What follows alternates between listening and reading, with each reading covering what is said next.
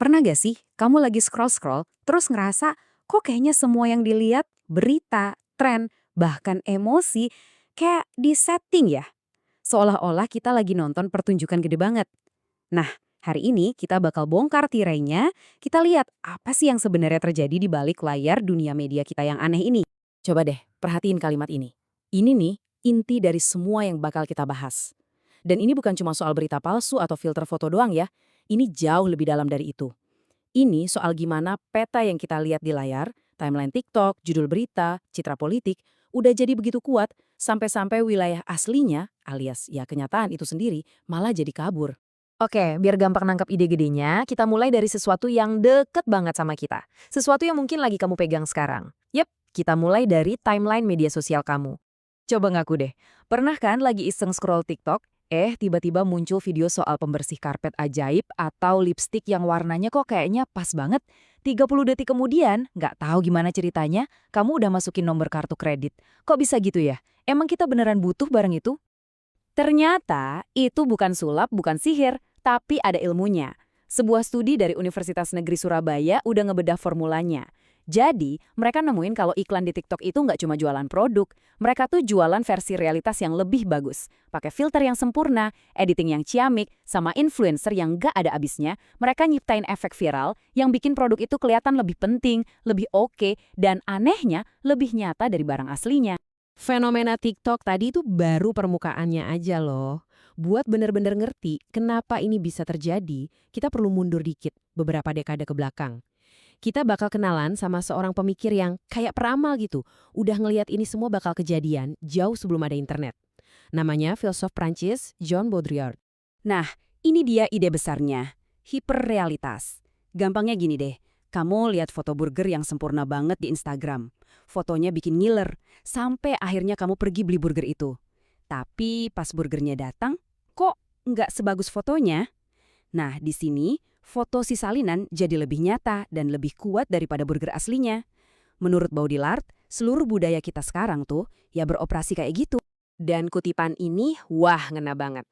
Dulu kan peta itu ngegambarin tempat yang udah ada. Tapi Baudrillard ngebalik logikanya. Dia bilang, di dunia modern kita, peta, media, berita, iklan, itu justru datang duluan, baru deh realitas kita dibentuk biar cocok sama peta itu.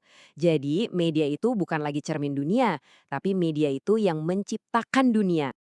Oke, ini mungkin kedengarannya agak ngejelimet ya. Jadi gimana ceritanya kita bisa sampai ke titik di mana salinan jadi lebih penting dari aslinya? Nah, Baudrillard ternyata udah ngegambarin prosesnya dalam 4 tahap yang jujur aja agak serem. Coba deh lihat evolusinya. Tahap 1, foto paspor kamu. Itu kan cerminan jujur diri kamu. Tahap 2, foto profil Maxos. Nah, ini versi yang udah dipoles dikit, agak beda dari aslinya. Tahap 3, avatar di video game. Dia nggak mewakili apapun di dunia nyata, tapi pura-pura jadi kamu. Dan yang terakhir, tahap 4, influencer virtual yang sepenuhnya buatan komputer.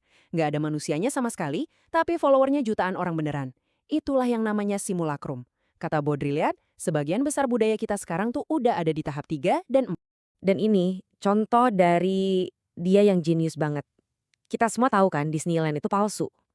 Tapi kata Baudrillard, kepalsuan itu ada tujuannya. Disneyland ada buat ngeyakinin kita kalau semua yang ada di luar gerbangnya, jalan tol, mall, bahkan politik di Los Angeles itu nyata. Padahal menurut dia, semuanya itu sama-sama simulasi juga. Disneyland itu cuma alibi, biar kita nggak mempertanyakan realitas di sekitar kita. Nah, kalau kamu mikir ini semua cuma soal hiburan dan belanja, salah besar. Logika hiperrealitas yang sama yang bikin kita beli barang nggak penting, sekarang juga ngebentuk cara kita milih pemimpin dan ngelihat dunia. Selamat datang di era pasca kebenaran atau post-truth. Ini bukan lagi teori ya, ini data.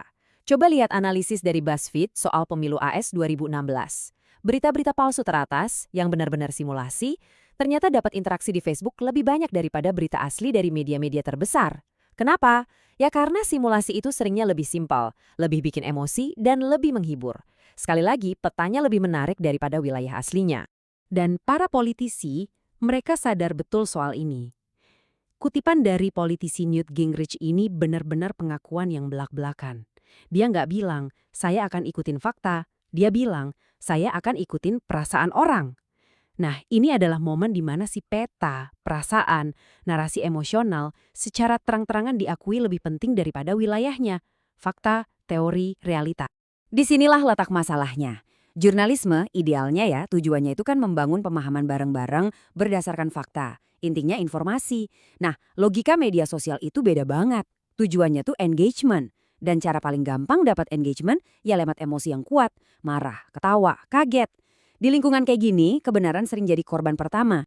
Jadi, pertanyaan besarnya sekarang, kalau kita semua hidup di dalam peta buatan media, gimana caranya kita nemuin jalan pulang ke kenyataan? Kenapa sih ngerti semua ini penting buat kita?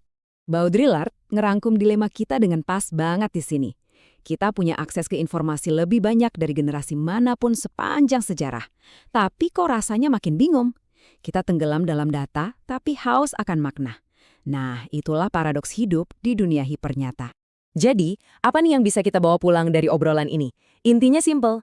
Sadari aja kalau banyak yang kita lihat online itu bukan cerminan realitas, tapi udah jadi realitasnya sendiri.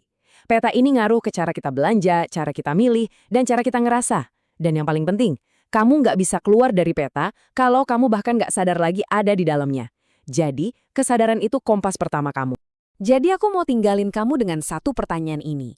Tiap kali kamu scroll, tiap kali kamu ngeklik, tiap kali kamu nge-share, coba tanya ke diri sendiri. Gue lagi ngikutin jejak di dunia nyata atau gue cuma ngikutin penunjuk arah di dalam peta? Tanda-tanda mana yang kamu pilih buat kamu percaya dan sebenarnya kemana tanda-tanda itu ngebawa kamu?